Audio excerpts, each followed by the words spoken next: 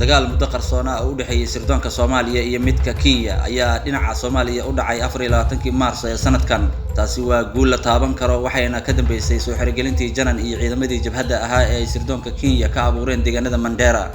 maqaayad qof kasta oo siyaasi ah oo xanaaqsan ugu la daaranayay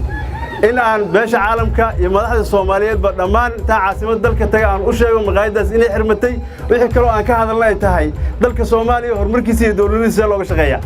waxay ahayd horaantii bishii September ee sanadkii 2019 markii dawladda Kenya ay sheegtay in sirdoonka Soomaaliya ku hayo faragelin iyadoo marmarsiiyo u raadinaysa kaalmeynta Axmed Madoobaha Jubbaland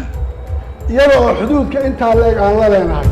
Jubbaland kuma laha Nairobi wakiil siyaasadeed ama mas'uuliyad matalaya ama safaarad matalaya safiirka hadda ka horeeyay Jamaal baan ka wada hadalnay waxaan ku nidhi haddaan wakiil samaysto xuduudka inta leeg aan la leeyahay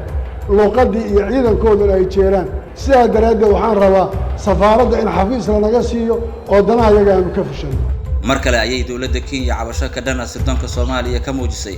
iyagoo sheegay in gudaha Kenya sirdoonka Soomaaliya waxay rabaan ka sameeyaan taasi ayay ku qarinaysay gabadfalada ay ciidamada Kenya ka geysanayaan deegaanada Balad Xaawo iyo nawaaxigeeda horaantii sanadkan ayay dawladda Kenya mar kale afka ku balaarisay in sirdoonka Soomaaliya ka xadeen xogtii iyo qalfoof qaaradeedka Kenya ku difaaci lahayd kiiska badda ay damacsaneed Kenya ayaa sida la wada ogyahay waxay jabhad hubeysan ka samaysay deegaanka Mandera iyadoo ujeedku ahaa sidii ciidamada Soomaaliya ay ku sugan xuduudda dagaal loo la gali lahaa cabashooyinka ay Kenya ka qabtay sirdoonka Soomaaliya wuxuu noqday mid lagaga guuleystay sirdoonka Kenya kadib markii Cabdirashiid Janan lala galay heshiis hoose oo in muddo ah soo socday oo ay ku gacan sareeyeen hay'adaha sirdoonka Soomaaliya oo xitaa keentay in taliyaha sirdoonka Soomaaliya tago degmada Balad Xaawo tani waa guul weyn oo ay gaareen hay'adaha ammaanka Soomaaliya soo saartay itaal darrida iyo aqoon gaabnida sirdoonka Kenya